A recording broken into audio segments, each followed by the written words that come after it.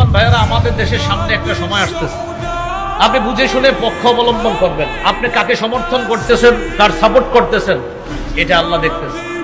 আপনি যদি জেনে শুনে অন্যায়ের পক্ষপাতিত্ব করেন শুধু এই কারণে যে আপনার দাদা করছে আর আপনার বাপ করছে, এই কারণে আপনিও করতেছেন, কিয়ামতের মাঠে আল্লাহর সামনে দাঁড়ানোর জন্য তৈরি থাকবেন। অন্যায়ের পক্ষপাতিত্ব করা ভয়ানক।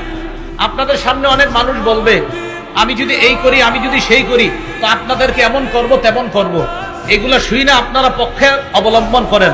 ওই যে বাপে পক্ষ করছে, দাদা তার পক্ষে কথা বলছে, এই জন্য আপনিও তার পক্ষ অবলম্বন করলেন। যেই মাত্র পক্ষে অবলম্বন করলেন, করার সাথে সাথে কিছুদিন পরে আপনাকে বাস দেওয়া শুরু করলো। এটা আপনি জেনে শুনে অন্যায়ের পক্ষ অবলম্বন যদি করেন, তা আল্লাহর কাছে আপনি দাঁড়ানোর জন্য তৈরি থাকবেন। মূল আলোচনায় চলে আসি। জনপ্রতিনিধি নির্বাচন করার ক্ষেত্রে আপনি যদি জেনে শুনে অন্যায়ের পক্ষ অবলম্বন করেন, তো আল্লাহর কাছে আপনি দাঁড়ানোর জন্য তৈরি থাকেন। দেশের দায়িত্ব নেওয়া আমানত, যিনি আমানত রক্ষা করবে তার পক্ষ অবলম্বন করা, এটা আমানত। মুসলমান জেনে শুনে কোন দুর্নীতিবাজের পক্ষ অবলম্বন করা, এটা খেয়ানত, এটা অন্যায়ের পক্ষপাতিত্ব করা। এটা আসলেই ঠিক, এটা রেডিমেড ঠিক না। মাহফিলে অনেক সময় হুদাই ঠিক কর, কিন্তু এটা আসলেই ঠিক।